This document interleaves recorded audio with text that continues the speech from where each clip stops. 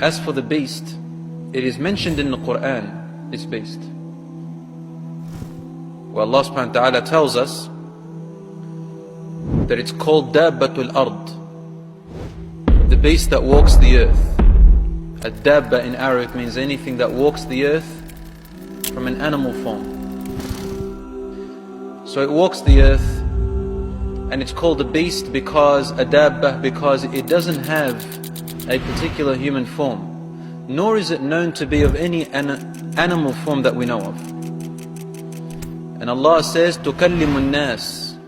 In the Quran, Allah subhanahu wa ta'ala tells us that تُكَلِّمُ النَّاسِ, it will speak to the people with speech that you can understand, this beast. There are many narrations in the Hadith about the nature of this beast, the features of this beast and what it looks like. And there are many weak Hadiths, fabricated ones about it.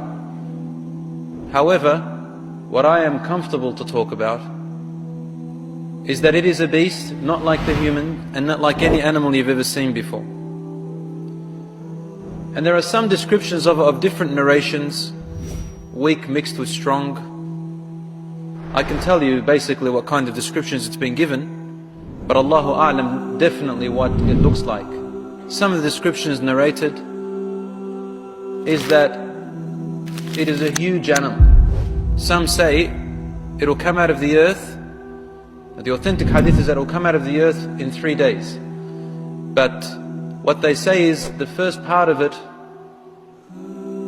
the first third of it will come out.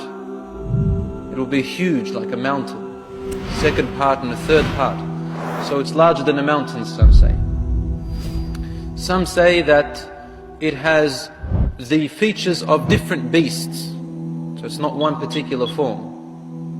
Some say that its legs are like a camel, its neck or its chest is like a lion, its mouth is like a wolf, its eyes like a cow, striped like a tiger.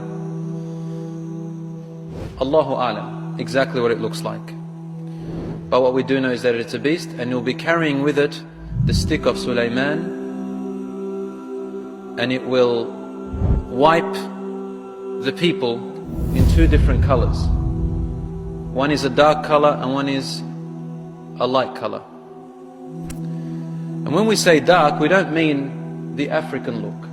And when we say light, we don't mean the white person's look, like the Europeans. In Arabic, when you say aswad and abyad, aswad, black and white, it has many meanings. Depends on the context. Here, we are talking about the brightness of the face and the darkness of the face. So you can be brown in color, or yellow in color, or tan in color, but you can describe this person as he's got nur coming out of his face, right? Light coming out of his face. It's not the color, it's what they appear. Now this beast makes this very apparent.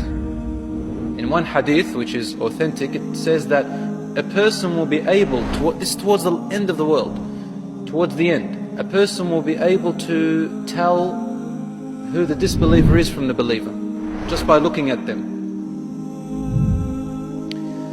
And Allah tells us in the Quran, تُكَلِّمُ النَّاسِ أَنَّكُمْ بِآيَاتِ اللَّهِ.